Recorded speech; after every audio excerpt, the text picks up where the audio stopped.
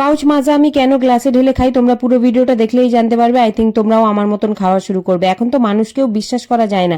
আর এটা তো খাবার জিনিস মাজা, এটার ওপরের ডেটটা ভালো থাকলেও ভেতরে পোকা আছে কিনা তোমরা কি দেখতে পারছো? বোতল হলেও নাও ট্রান্সপারেন্ট হলে দেখা যায়, কিন্তু এটা তো কাগজের, দেখা যায় না। তোমরা হয়তো স্ট্র দিয়ে টেনে খেয়ে নাও। আমি কোনোদিন পাউচ মাজা খাই না। আজকে খুব মাজা খেতে ইচ্ছে করছিল, দোকানে বোতলের মাজা ছিল না বলে পাউচ মাজাটা আনা হয়েছে। তাও ভাবলাম যে না, সেফটির জন্য, মেয়ে খাবে আমি খাবো, যেহেতু আমার এখন ক্রেভিংস হয়েছিল মাজা খাবার, তাই ভাবলাম যে না, সেফটির জন্য আমি আগে গ্লাসে ঢেলে নিই, ভিতরে কিছু থাকলেও থাকতে পারে। দুদিন আগে আমার সাথে এরকম একটা ঘটনা ঘটেছিল। একটা 200 টাকার ক্যাডবেরি নিয়েছিলাম একটা দোকান দিয়ে। ক্যাডবেরির উপরটা তো ভালো ছিল, কিন্তু যখন ভেতরটা খুলি দেখি একদম ড্যাম গন্ধ, একদম নষ্ট ক্যাডবেরি ছিল।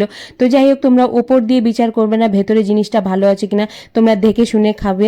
তো এইটা তো ভালোই ছিল মাজাটা, আমার খুব ক্রেভিংস হচ্ছিল মাজা খাবার। তো একদম শান্তিতে দেখো খাচ্ছি। তো আমার ভীষণ ভালো লাগলো মাজাটাকে। তোমরা মাজা খাও কিনা কমেন্ট করো।